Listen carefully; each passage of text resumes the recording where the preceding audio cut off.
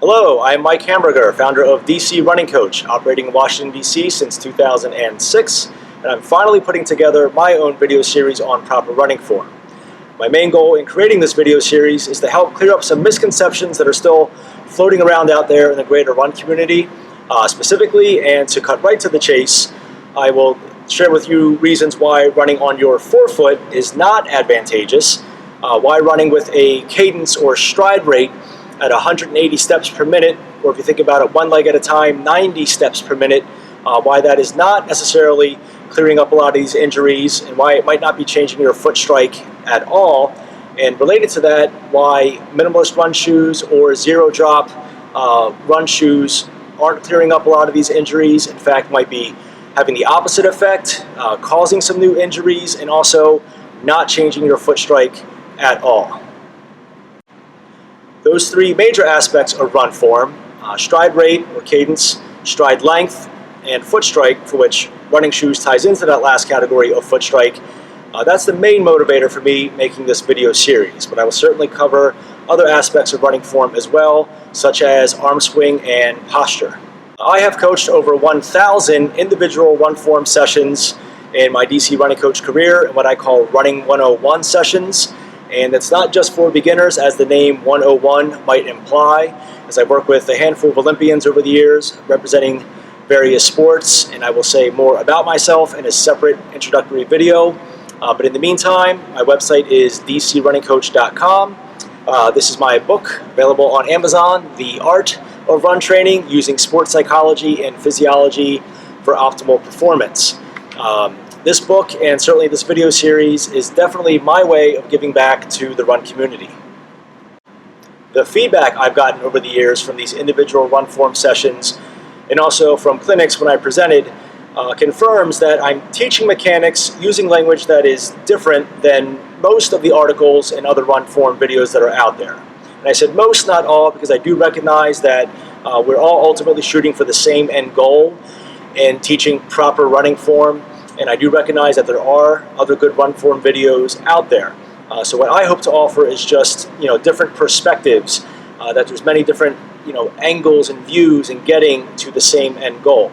And for me, the devil is in the details, and the details is the specific language that's being used in these articles, which is creating focal points that are sometimes advantageous and sometimes not. So the insight I hope to offer you, whether you're a runner, athlete of any type, personal trainer, physical therapist, chiropractor, orthopedist, or a fellow coach, the insight is different cue words or cue phrases to clean up the focal points when runners are attempting to change their running form. Certainly nothing I'm going to say in this video is going to be experimental, and I don't want to intentionally run counterculture to the other solid foundational knowledge that's already been put forth out there in the run community.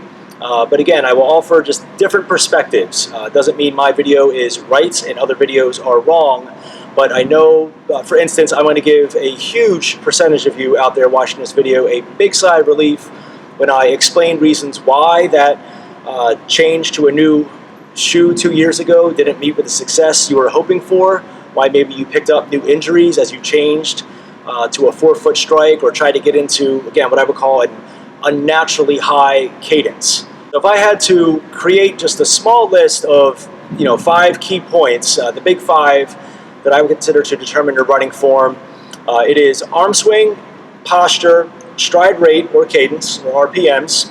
Number 4 would be stride length, and number 5 would be foot strike. And to reiterate, I know it's those last 3 topics where I'm going to deviate from or contradict much of the messages that you've already heard before. Again, it could be online articles or other run form videos. So arm swing and posture I will tackle up front. Those are the 2 simpler aspects of running form to go over. Nothing I'll say in those videos will make your head spin, but again, I might just use different language. And then when I talk about cadence, to repeat, I am not convinced that you have to get your cadence up around 90 RPMs. You don't need it. A little bit overrated. Stride length, we'll talk about stride length being the range of motion behind the body, and how some of you might have to open your doors of perception into potentially running with a slightly longer stride now in order to change your foot strike, which connects to the cadence topic, and then foot strike. I know there's a heel strike, a forefoot strike, and a midfoot strike. Sometimes it's splitting hairs, but I'm ultimately going to share with you why I believe we should be aiming for a midfoot strike ideally, or settling back into a subtle heel strike. Along the way, in those 5 separate videos, I'm going to inevitably talk about strength training and program design. Many people talk a really good game about the importance of proper running form, but then I would ask as a coach, okay, where in that training program is your individual assessment of your form, showing up? Where is the accountability for your underlying muscular or neuromuscular limitations or weaknesses? How is that being considered in your training program?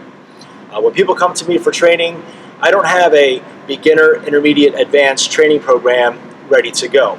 I've never put together a training program for somebody without seeing how they run first. I need to see how you move your body through space. And then once I know that, then I combine that with, okay, now who are you?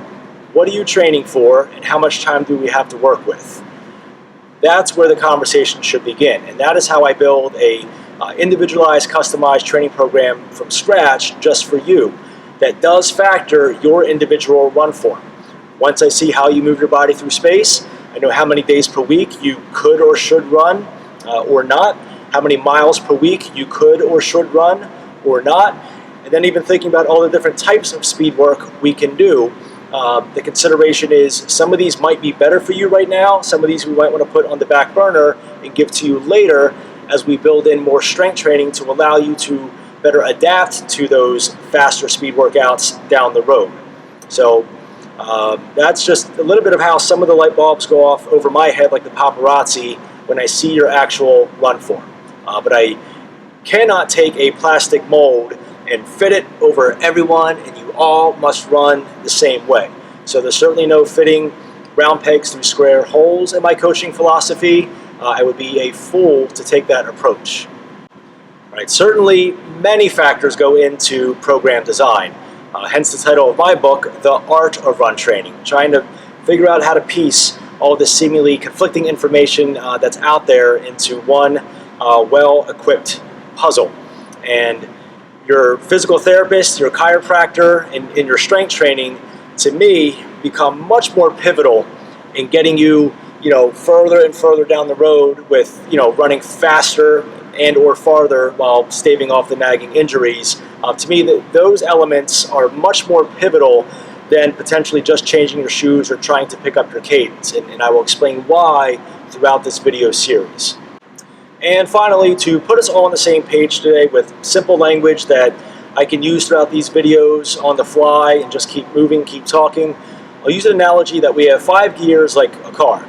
And gear 1 would be where most runners do most of their running, that just nice easy jog, go out, enjoy the weather, leisurely pace. The other end of the spectrum would be gear 5, and that would be 100 meter dash, 200 meter dash, full sprint, no pacing whatsoever, which I understand some of you haven't done in a very long time, but you do have it within you. Your 5th gear is your 5th gear. 4th gear would be a notch down. That's hill repeats equivalent for a lot of you, where it's almost a sprint. And if you've done Daniel's running formula, R-pace, capital R-pace workouts, fast 200s and 400s on the track, that's equivalent to 4th gear. Another notch down brings us to 3rd gear, and I would unofficially just call that tempo pace or tempo intervals, cruise intervals, which for most amateur average runners, that's your 8K or 10K race pace. For some of the beginners, it's pretty much just 5K race pace. For some of you fitter folks out there, you're able to hold tempo for pretty much a 10-miler. And then 2nd gear would be if we're stepping up our jog pace a little bit, maybe to PR and a half marathon, or even step it up to a farther distance like the marathon, but being ambitious with your goals. So maybe Boston qualifying time is more like 2nd gear for some of you. Referencing the Daniel's book one more time, you'll notice that marathon pace is faster than easy/long pace, and there's a reason for that. So as a visual, I will tilt this camera down, and just to show you, what we'll call the recovery phase of the stride or the backswing of the stride. So once again, use very simple language. Third gear, my lower leg is going to be about parallel with the ground. I give you a little bit of individual freedom with that, a little bit above, a little bit below, but roughly parallel is third gear. Gears 2 and 1 will be below the parallel line. That's certainly how we minimize impact and run for farther distances. And then when we want to get into fourth and fifth gear, more like a sprinter stride, we have to come up above the parallel line. So, overly simplistic, yes, but it just keeps it simple today rather than getting bogged down in pace per mile and some other confusing language.